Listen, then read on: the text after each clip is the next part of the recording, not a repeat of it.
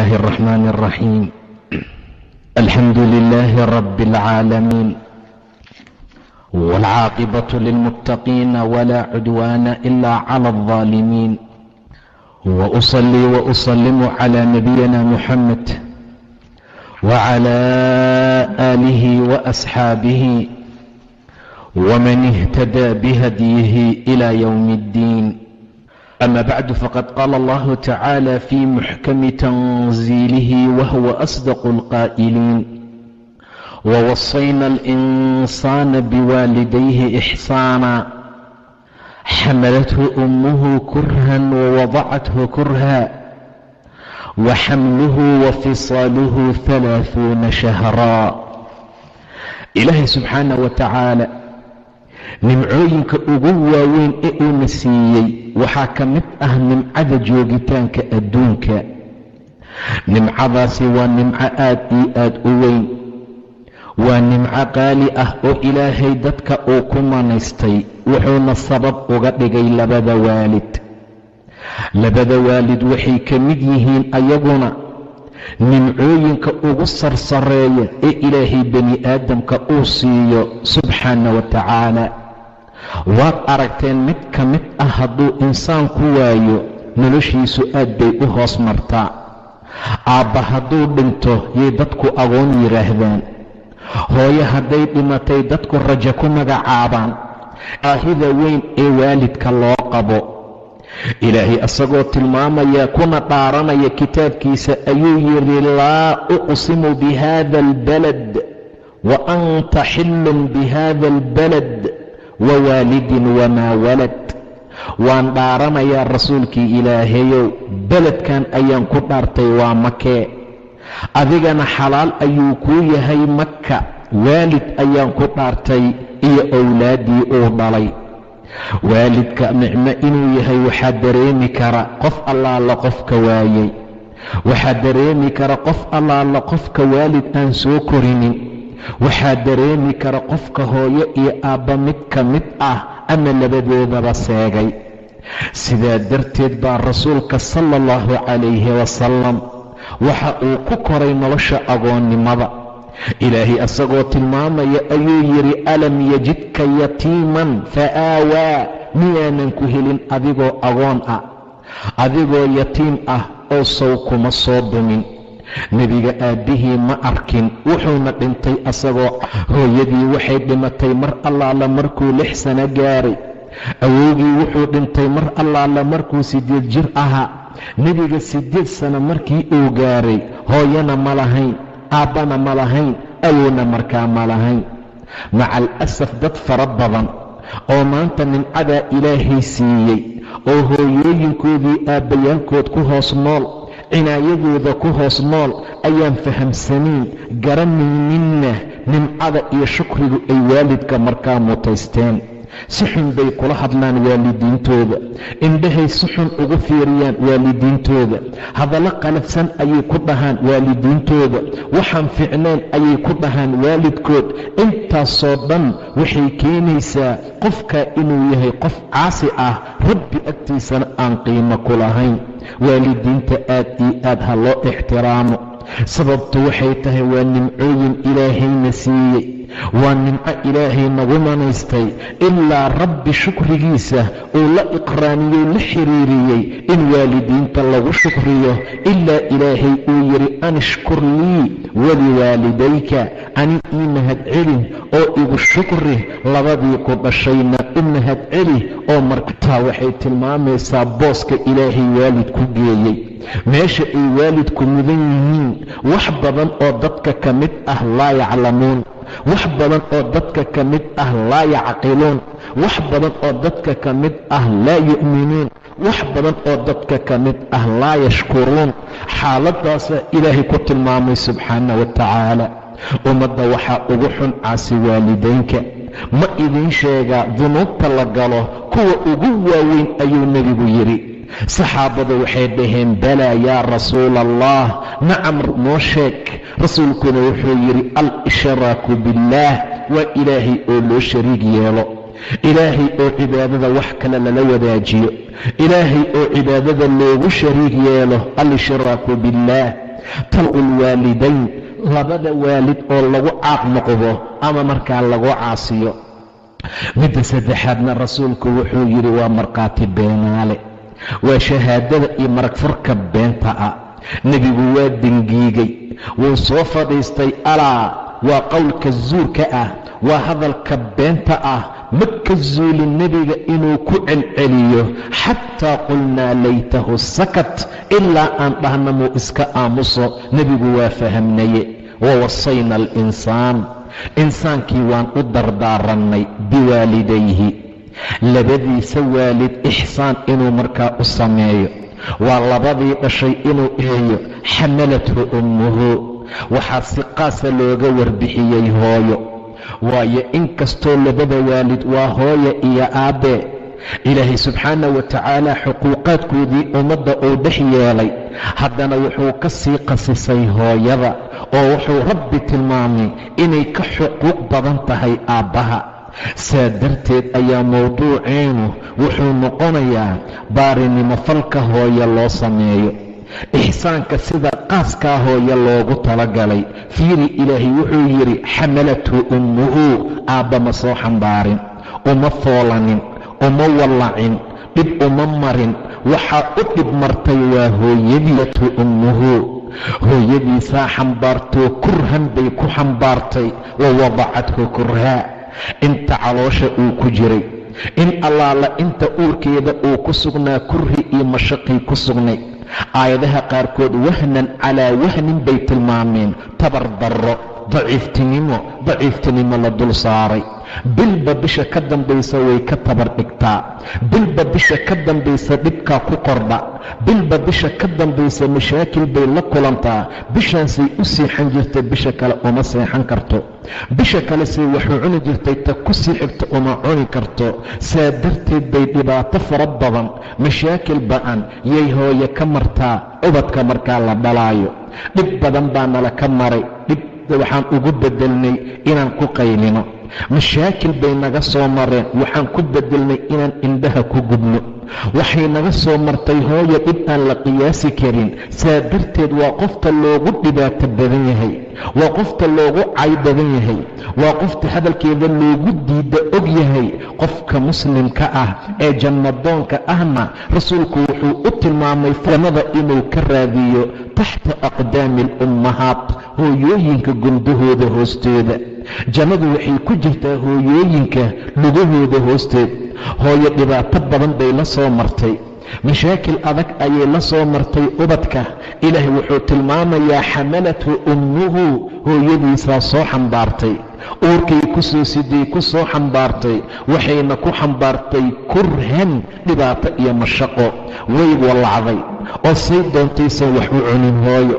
mar allaala marka caloosha canuga uu ku jiray, qaar baa raashinka ka taga, qaar baa laga bilaaba habeen allaala habeenkii uu calool galay ilaa uu bannaanka ka soo baxo hooyo aan matag joojinin. wixii qaraar ayaa u macaan, wixii macaan ayaa u qaraar ah, wixii urayaa u carfa, wixii carfaayaa u soo ura. intaasoo dhan waxaa sabab u dhah oo sababkeedu ah waa adiga. markaad bannaanka u soo baxday, mar allaala markii aad dhalatay, dhibkaa iyo mashaakilkaana ay la soo martay, yay mutaysatay in la yidhaahdo duqdaan xun, mutaysatay in la dhoo habartaan hadalka badan, mutaysatay in allaala intii laga carari karo in laga cararo. waa dhibaato aad iyo aad u xun, waa mashaakil ilaah subxaana wa tacaala agtiisa lagala kulmaayo haddaysan dadku ka waantoobin. caasinimada hooyooyinka. xamalathu ummuhu, hooyadiisaa soo xambaartay kurhan, mashaqay ku soo xambaartay. maxaa yimid haddana? wa wadacathu kurha, fooshiibaa qabatay. dhibaato badan ayaduu ku sii jirtaa, haddana xanuun ka sii badan u yimid. maryama binti cimraan ayaa foolatay, ayadoo makaan sharqi ah markaa ku sugan. allah kitaabkiisa nooga sheekeeyey gabadhaa yariista ah fawsha iyo dhibaatada ay martay. ilaahay baa yidhi wadkur fi lkitaabi maryama id intabadat min ahliha makaanan sharqiya. kitaabka ku xus oo waxaad ku sheegtaa maryamo wakhtigii ay fogaatay makaan sharqi ah. wadkur fi lkitaabi maryama id intabadat min ahliha makaanan sharqiya faاtakhadat min duunihim xijaaban faarsalnaa ilayhaa ruuxanaa ruuxdeennii ayaan ku dirnay buu dhahay ila subxaana wa tacaala waa malakuljibriil fatamahala lahaa basharan sawiya bani aadam eg ayuu markaa isaga dhigay. mar allaala markay aragtay ayay tiri innii acuudu biاraxmaani minka in kunta taqiya. waniyow haddaad taqi tahay alla ka cabsi qalbigaaga ku jiro raxmaanka gadaash allaan kaa magan galay in kunta taqiya. rasuul allaan ahay buu yidhi allah ikaa soo diray subxaana wa tacaala waxaana kuugu dhalakay ghulaaman zakiya cunug tahiran oo nadiif ah oo diinta alla ku dhaqmaya inaan kuu hibeeyo. aad bay u calaacashay waayo lama guursan, waxay ahayd mutaqaanaa gabar.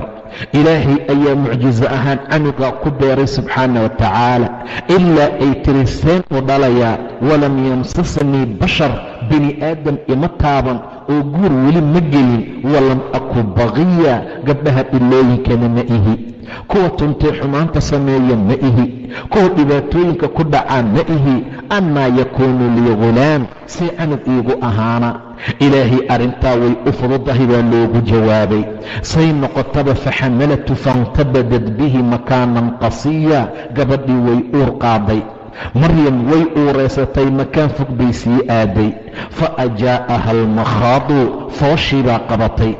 ilmo jasadkeeda ku jiraa la rabaa bannaanka in loo soo ilmo ku dhex khalaqnaa ayaa la rabaa in jasadkeeda uu soo dhex marana sahlana.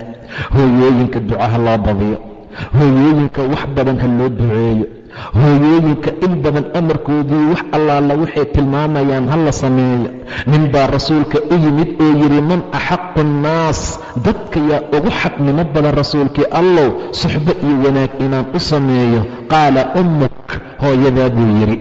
mar labaad buu ku soo celiyey humma man? qaala ummuk, hooyadaa buu dhahay. mar saddexaad buu ninkii su-aasha ku soo celiyey yaa ugu xaqnimo badan qof aan la saaxibo, suxbadeeda aan wanaajiyo, wanaag aan u qabto. qaala ummuk, waa markii saddexaad. mar afaraad buu ninkii yidhi humma man? qaala abuuk, aabbahaa buu dhahay markii afaraad. hal mar ayaa la sheegay aabbe, 3 mar ayay hooye ka xaqnimo badisay aabbaha. sababtuna waxay tahay wixii ay martay ma uusan marin, xanuunka ay dareemaysa ma dareemayo. saa darteed baa keliftay inay kala naxariis bataan. taa darteed ayaa keliftay inuu aabba in badan adkaado, hooyaduna ay daciif noqoto, ilmahana shafaqo iyo naxariis uu u galo. sababtu waxay tahay markuu canug deriskaa ooye keeday mooda, meel baad dhanqanaysa. mar allaala markii dhibaatii waxyaabo kale canuga uu soo food saaro ma seexata, aabba waa seexdaa. mar allaala markii dhib la soo gudboonaado ayadaa qabsata, ayadaa inta badan korsata, way la kuftaa, way la dhacdaa, way la tahriibtaa, dhib kastay la martaa. marar fara badan baa laga yaabaa odagu inuu meelaha isaga qayilo canugii oo qandhan oo dhibaataysan. waxa ku dhafree indhaheeda biyo uga soo daata waa hooyo, waxa ku dhafree abta ku haysa waa hooyo, waxa mar walba xanaaneeyo oo kor u qaadaa waa hooyo. saa darteed buu rasuulku 3 mar yidhi ummuk, waa hooyada, haddana waa hooyada, haddana hooyo. intaa wixii ka dambeeyaa aabba noqday. xaaladdaa waxay tilmaamaysaa maryama inay fooshii xaggeedii qabatay. fa ajaa'aha almakhaadu ilaa jidci nakhla qaalat yaa laytanii midtu qabla haada. heerkaasay ka gaartay hooyo. foosha xanuunkeeda dartii ayaa waxay u dhibgelisay geetimireed hoostiisa inay markaa ku foolato. waxay tiri yaa laytanii shallaytadaydiiyey midtu qabla haada, ka hortii maxaan isaga dhiman waayey. soo dhex marka aad hooyo dhexdeeda soo marayso waxay ka doorbidaysaa inay geeriyooto. waxay jeclaanaysaa inay dhimato, waxay jeclaanaysaa inay geeri degdega u timaado xanuunka aad ku haysid darteed. markaad bannaanka soo baxday, aad naag guursatay, gaari cad aad wadato, yaa gobolka gobolka mida waalidiintoodu dharbaaxaan qaaquuqda iyo caasinimada waalidka, khaasatan hooyada adduunkuu qofku ku soo dedejiyaa. ma ujeedaa hadalkeeda? yaa laytanii midtu qabla haada, shallaytadaydii iyo dhibkaygiiyow maxaan isaga dhiman waayey qabla haadaa, fooshaan horteeda. maxaan canugan caloosha ugu qaaday? maxaa xaalkii dhibkaa isoo marsiiyey oo wa kuntu nasyan mansiya, wax la iloobay maxaan u noqon waayey? wax iska halmaamay oo aan la soo hadal qaadaynin maxaan u noqon waayey? dhagax jidka yaala inay noqoto yay doorbidaysaa hooyo markaad adiga soo dhex marayso. waxay jeclaysanaysaa inaysan adduunkaba jirinba mar allaala marka aad dhalanayso. qoftii noocaas ahayd ayaa la rabay in maanta ummaddu ay kor u qaadaan. cabdullaahi bni cumar ayaa arkay nin inta hooyadii dhabarka saaray, ka bacdina xaramka saa ugu tawaafinaya, markaa ku wareejinaya. cabdulaahiyow miyaanan u gudin buu yidhi hooyadeed abaalkeeda. 10 marka loo dhigo qayb ka mida ma gudin baa loogu jawaabay. doodkuu ku wadaa ee gacanta kuma wado. gaarigii wax lagu riixaya ma saarina, asagaa xambaarsan. saasuu u tawaafinayaa hooyadii. kadib buu yidhi ma u guday abaalkeeda? xaggee ka guday baa la yidhi. xaggee ka abaalkeeda lama dawaafinayaa kacbada. markaasuu weydiiye uu yidhi sow ma gudin abaalka hooyo? 10 marka loo dhigay qayb ka mida xataa ma gudin baa la yidhi. hal habeen oo ay soo naxday uma dhigma inta aad samaysay. mar allaala markaad hiih dhahdo hortaabay soo qaylisaa. mar allaala markii cunto iyo waxyaabo kale kama dego ilaa ay adigu kaa degto. ma seexata ilaa adigu aad seexato. qof noocaas ah waaye. jannadu idan lugahooda hoostooday markaa ku jiraan waalidiinta. laakiin saa darteed maca alasaf maanta hooyooyinkii dhibaato fara badan baa la gaarsiiyey. ha ugu badnaadaana gabdhaha da'da yar ee aan loo talin karin, welidna aan markaa la hadli karin. waa mashaakilkan ugu xun uguna daran ee dhibaatooyinka maanta ma haystay ka mid tahay. dhallinyarada laftigooda waa la mid.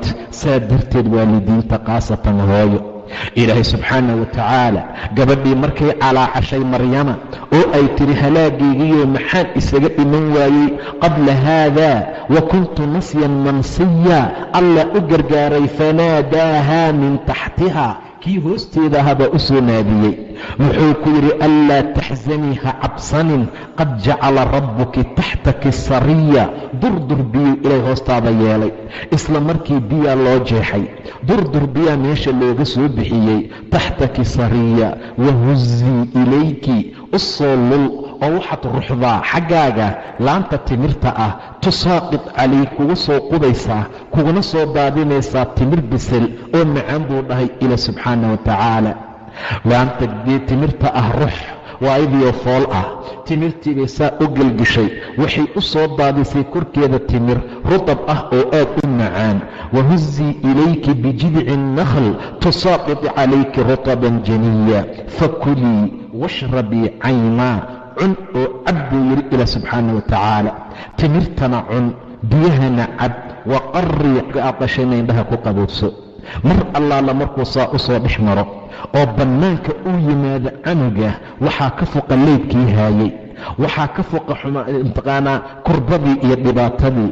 waxay raadisaa ilmaheeda. hooyo mar allaala marka uu saa cunuga bannaanka ugu soo baxo, hadalka ugu horeeya afkeeda ka soo baxa aaway canugaygii waaye, canugaygii aaway. waxay ka jeceshahay adduunka ma jirto. saa darteed baa maanta dharbaaxo loogu bedelay. saa darteed baa maanta dad wiilasha gobolka mid ah waxay xoog uga qaataan wax allaala waxay u baahdaan, khaasatan kuwa daroogada isticmaala, khaasatan kuwa muqadaraadka isticmaala, khaasatan kuwa markaa la mid ah ilaa la sheegay hooyo intay dilaan jeebkeeda waxa ku jira ay kala baxaan si ay qaad iyo khamri iyo mukhadaraad ugu isticmaalaan. waa hooyadii dhibka aan soo marnay, dhibka aan soo sheegnay soo martay. oo mar allaala markii bannaanka ay ciyaalku yimideen oo ay saa u soo baxeen, hadalladeeda ugu horreey uu noqonayo canugaygii aaway. ilaahayna uu yidhi waqarrii caynan, indhahaaga ku qaboobso. indhahaaga ku qaboobso waxaa loola jeedaa jilbaha saaro, dhundhunko, saa u samee. saa darteed bay hooyadu waxay in badan samaysaa mar allaala markuu saa u soo baxo ilmaha oy bannaanku yimaadaan gobol baa carabsada sankay u dhowaysaa. intaasoo dhan looma oga, laakiin maanta intaasoo dhan looma dareemaya. maanta ragga gobol ka mid ah ee wax ka dhalay laftigooda waxaa dhici karta mudnaantii ay lahaayeen hooyooyinku inaysan markaa siinin, sidii ay wax ay u ahaayeen inaysan ugu tarin, inay qaylo iyo aflagaada ugu daraan. ilaahay asagoo tilmaamaya xaaladda ayuu yidhi, noogana hadlaayo, xamalatu ummuhu kurhan wa wadacathu kurha wa xamluhu wa fisaaluhu, uurka inta lagu siday iyo inta naaska laga goynayeyna 30 shahran, 30 bilood bay markaa qaadatay. fiiri haddana bar allaala markuu bannaanka saa u yimid canugii, weli odayga bannaankuu ka taagan yahay, naasaheeda wixii ku jiray ayaa raashin markaa u ah. taasaa markaa raashin u ah oo ilaahay wuxuu ku tilmaamay inay 30 bilood ku qaadato uurku sididiisa iyo inta naaska laga goynayo, taasoo loola jeedo aqal xamli marka laga dhiga 6 bilood. waayo 6 bilood markuu ugu yar yahay inta hooyo uurku ay ku wado, 2 sanana nuugmadu ay tahay, waa 2 sano iyo 6 bilood. 2 sano iyo 6 bilood waa 2 sano iyo 6 bilood waxay noqonaysaa 30 shahra, waa 30 bilood oo markaa kaamil ah.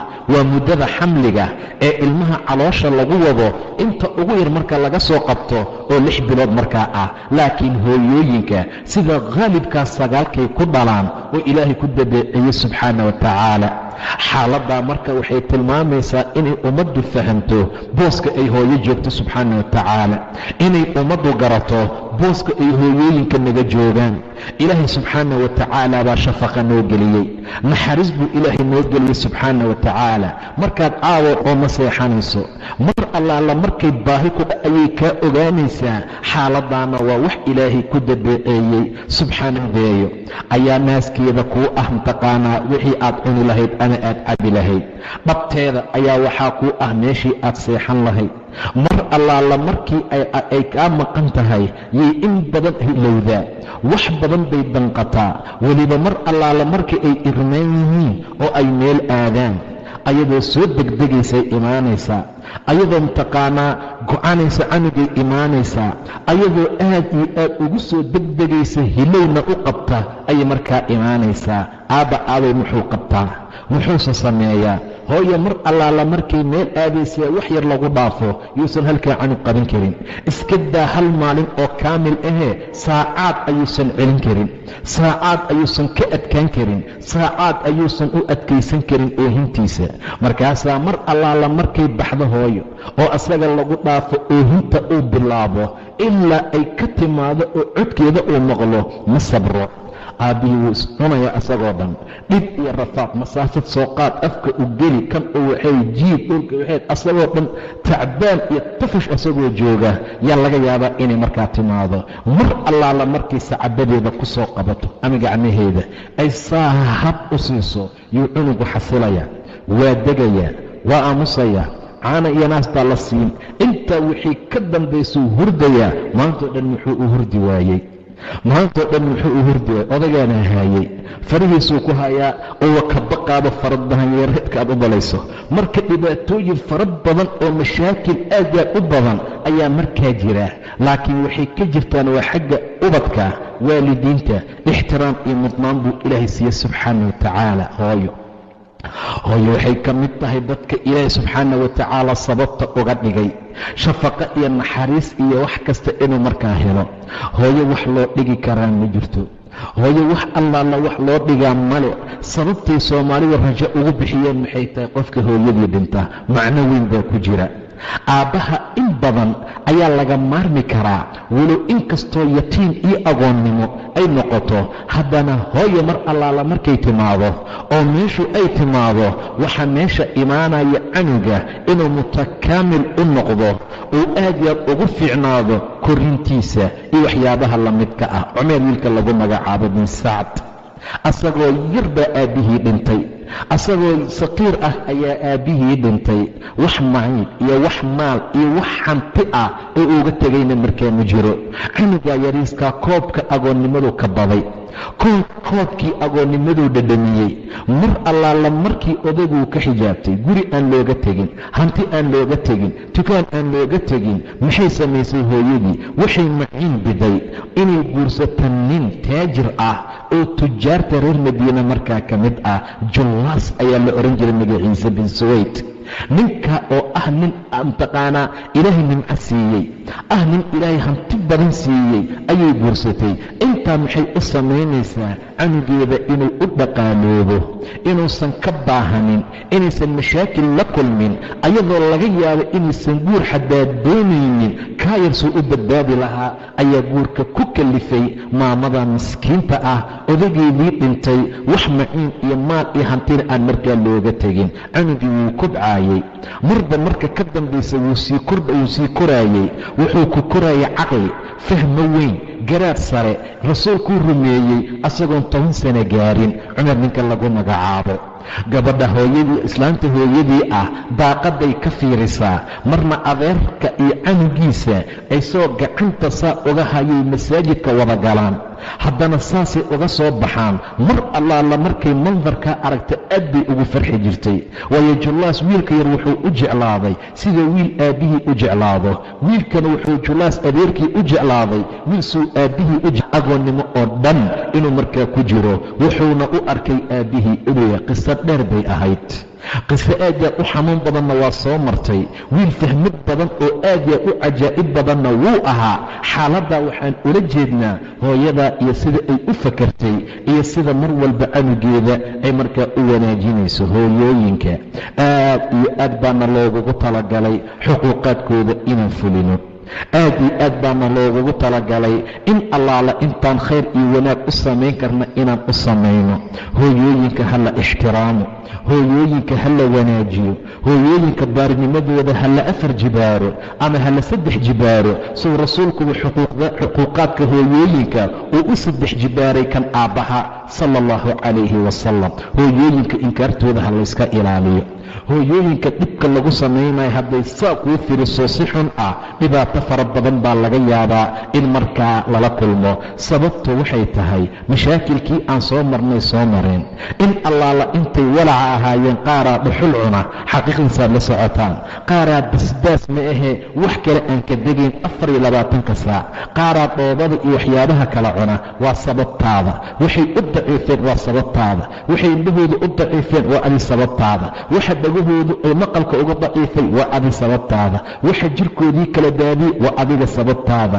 quruxdii ay lahayn waxa qayiray waa adi sababtaada. waxaase abaal uga dhigtay maa qaylada iga daa, islaantan qaylada badan, duqdan saa ah. ma mutaysan hooyo in la yidhaahdo. Jurayj ayaa hooyadii wacday asagoo salaad ku jira. wuxuu yidhi yaa rabbi ummii wa salaatii. salaadiisuu iska watay Jurayj. way baxday, maalin labaad bay timid. yaa Jurayj bay tiri, yaa rabbi ummii wa salaatii. salaadeyda maa wataa mase hooyaan dhahaa? salaadiisuu iska wato wuxuu u arkay inay fadli badan tahay in salaada la wato. maalin saddexaad bay u timid. waxay tiri yaa Jurayj, yaa rabbi ummii wa salaatii buu dhahay. ilaahayow salaadeeda maa wataa mase hooyaan dhahaa? salaadiisuu iska watay. maalintii saddexaad hadal baa ka fakaday hooyo. waxay tiri allow canugayga ha iga dilin ilaa aad ka tusiso gabdhaha muumisaadka ah ama dhilooyinka wejiyaalkooda. subxaana allah. hadalkaa ay tiri ayuu imtixaan ku galay Jurayj. ma taagna, ilaah buu hortaagaya subxaana wa tacaala. marka uu ka mashquulaayo muxuu kaga mashquulayaa? salaad uu u taagnaa. war ninkii ilaahay hortaagnaa ee salaada tukanaya yaa habaarkii qabtay adigoo qaad afka kuugu jira. hooyadaa caynaya, haddaad isiin weyso waa ku garaacayaa ku jira. hadday ku habaarto seed noqon doontaa? seed noqon doontaa adiga oo ay kula hadlayso yaa intaad albaabka ka baxdaad qab ku siinaysaa. ninkan salaad buu u taagan yahay, rabbulcizuu hortaagan yahay, salaad buu ku jiraa. iyaaka nacbud wa iyaaka nastaciin buu leeyahay. ilaahay buu baryayaa subxaana wa tacaala. inkaartii baa qabatay. habaarkii hooyadiisaa qabtay. xataa nebigu wuxuu yidhi haddii ay dhihi lahayd ilaa uu ka sinaysto waciyaadu billaah, way dhici lahayd inuu markaa ka sinaysto.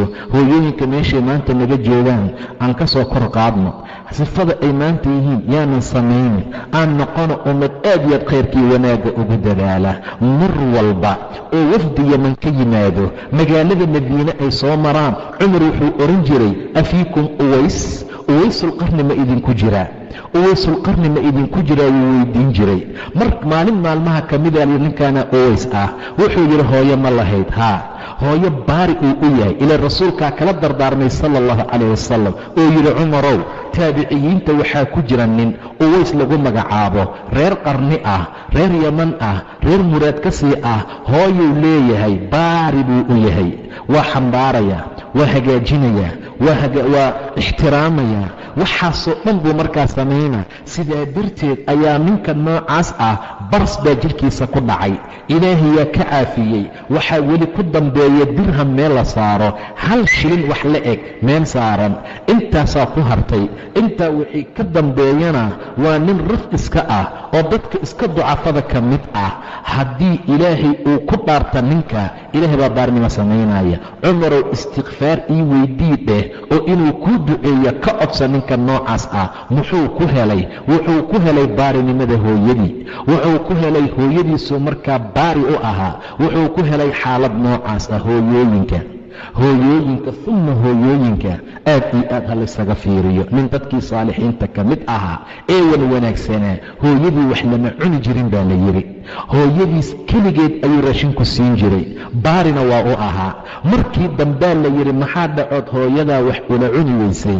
wuxuu yidhi waxaan ka baqayaa hilib ay u socoto ama luqmad ay rabto inay qaadato, inaan intay gacantayda ku hormarto aan ani ka qaato, intaana ay iga soo gaarto inaan cadaab ilaahay ku mutayso subxaana wa tacaala. jeebkeedaa la dhacaa, dhib baa la gaarsiiyaa, akhlaaq xumaa lagula kacaa. ninka naagtiisuu ka doorbidaa hooyadii. maanta waa mashaakilaadka ugu waaweyn ee raggeena markaa haystaa. waxaad maqlaysaa ayadoo dhahaysa ama ani ama hooyada. la xawla walaa quwata ila billaah.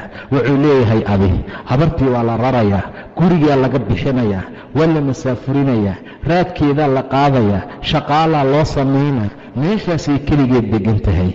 gabadhan waxaad aragtay ayadoo gashaati ah maanta, hooyo caloosheedaad dhabteedaad ku saxarootay, waad ku dulman tagtay.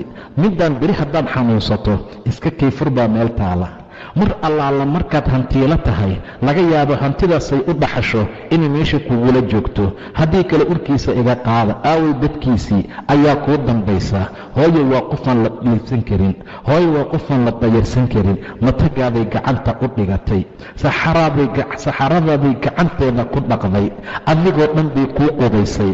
mid kaa faanaysa oo kugu jecel intaad caafimaad qabto, oo kugu jecel in allaale intaad hanti leedahay. wallaahi xataa hadduu faqiiro, haddaysan ilaahay xafidin oo gabar iimaana aysan lahayn, maxaan kaa ag sameeyaa? meeqaa lagu kala furay oo lagu kala tegey. haddaad saa noqotay iska kay fur, haddaada wax iihiin iska kay talaaq. hooyo talaaq ma furo oo ma bixiyo, hooyo dagaal ma bixiyo. cad ayada ka mid ah ayaa tahay, shaqaa'iq baa tahay ama jab ka soo go'ay.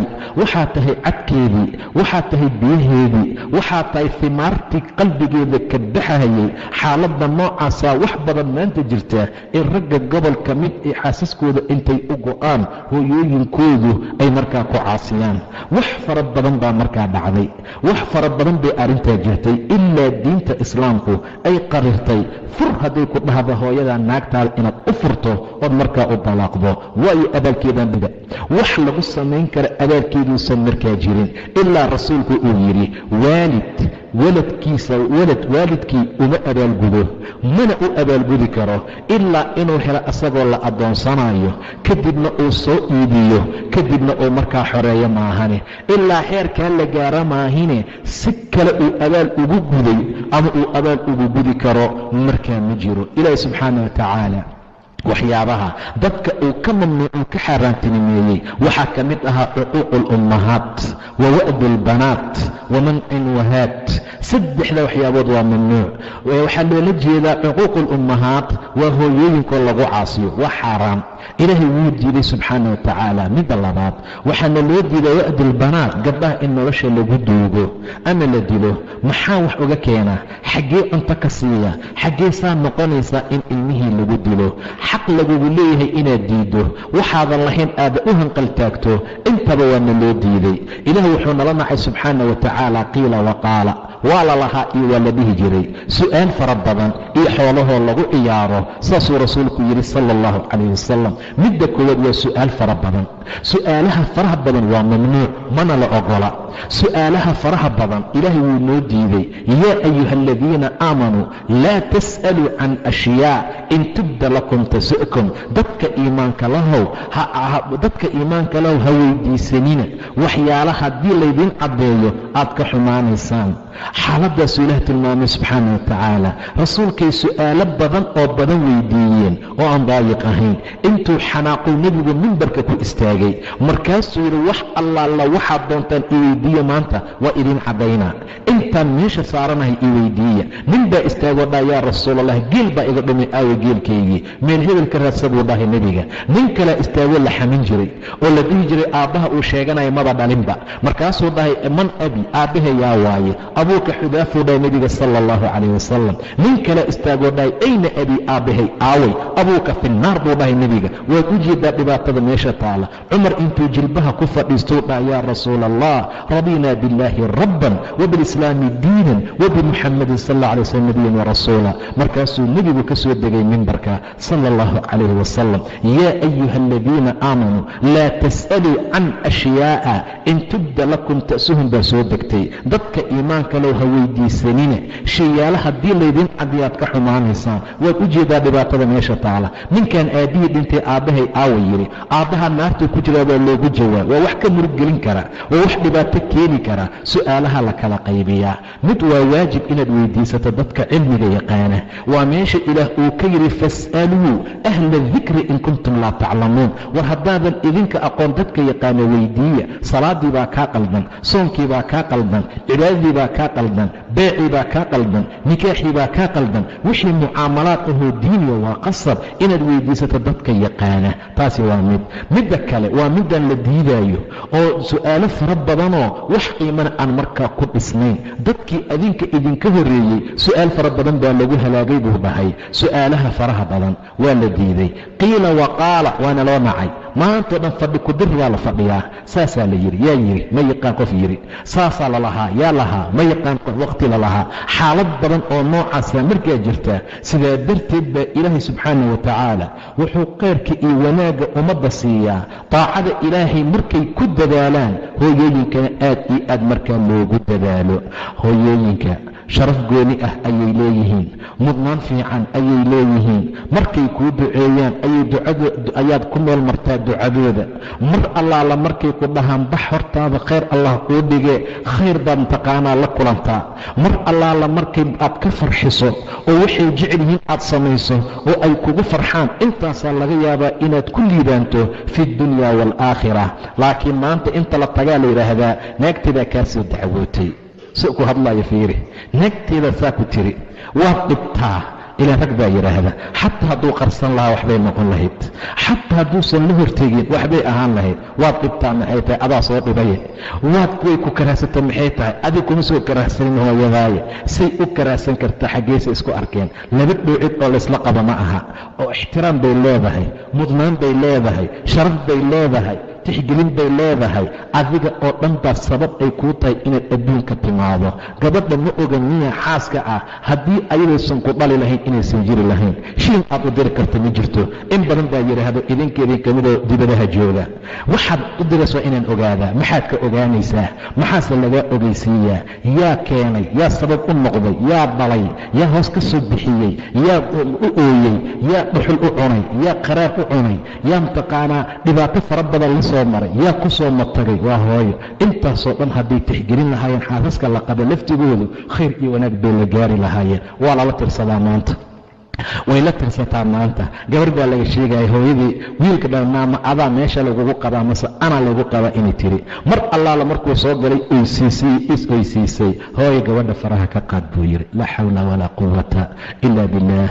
aad iyo aad bay dhibaato badan u jirtaa. hooyooyinka ha la wanaajiyo, rabbi ha loo soo laabto, daacada ilaahay ha lagu socdo. wax ka nixiyaan la samaynin, wax ka oysiyayaan la samaynin, wax dhibaato gaarsiiyaan la samaynin. ninaa hooyadii iyo aabbihii habeen kasta caano u keeni jiray. hal habeen buu soo daahay, hurdaa la tagto hooyo aabba waa waayeeloobeen, waa iska seexdeen. saasuu u kor taagan yahay, weelkii caanuhu wadaa. maantoo dhan geel iyo ari buu raacayay ilaa waaguu ka baryo hooyadii iyo aabbihii soo dul taagnaa. saasuu u hayaa ganuunkii caanaha. ilmihii waa ooynayaan, xaaskii waa ooynaysa, ma siinayo ayagoo dul taagan yahay. ma dhiin xataa hurdaa i qabato inuu meel iska dhigay, ma seexanin ilaa iskood ay u soo kaceen. mar allaala markay iskood u soo kaceen buu caanihii siiyey. ilaahu haddaan dartaa u sameeyey dhiban ku jiraa iga qaad buu dhahay. allah dhibkii ka qaaday subxaana wa tacaala. ma waxaan leenahay hooyaan garaacay ilaahayo dhibka iga qaad? ma waxaan leenahay hooyan ku qayli ilaahoo dhibka iga qaad? waa ma jirto. saa darteed dhibaatooyinka iyo mashaakilaadka waalidka xaggooda intaqaanaa loo samaynayo waxaa lagu tilmaamaa dhibaato aad iyo aad u weyn oo markaa ba'an. ciyaalka yaryarka ah ha la baro ixtiraamka waalidka. qof kastoo annaga naga mid ah waa inuu waalidka ixtiraamo. saad carruurtaada u jeceshaeday kuu jecel yihiin, sida yaryarkaagaa yaryar ay kugu yihiin. si kasta da u gaar ayadoo way kuu yar tahay. ma aragtee nin 80 jir ah ama 50 jir ah oo hooyadii intay suuqa ka timid nacnac u keentay. sababta maxay tahay? canugeeda inuu yahay iyo markaa isku haysata. allah xaq waxaan ka barya inuu xaqa na waafajiyo, daacadii diinta allah noogu sugo, waalidiintooda dad ixtiraama allah naga dhigo, waalidkeen allah cafiyo meel kastoo ay joogaan. intii ciidda ka hoos martayna allah u naxariisto, intii ciidda korkeeda joogtana ilaahay hanoo xafido subxaana wa tacaala. wax badan waxaan ilaahay ka rajaynayna ka baryaynaa in dad waalidiintooda u duceeyaan ay naga dhigaan, ilaahay naga dhigo, habaarkoodana ilaahay naga ilaaliyo subxaana wa tacaala. ilaahay jannatul acla allah ku abaalmariyo hooyooyinkeena. firdowsi meesha ugu sarraysa ilaahay ha ku abaalmariyo. ilaahay raxiiqii makhtuumka ha ka waraabiyo. xariirtii jannadana allah u hugiyo hooyooyinkeena. dahabkii jannada ilaahay ha u labiso.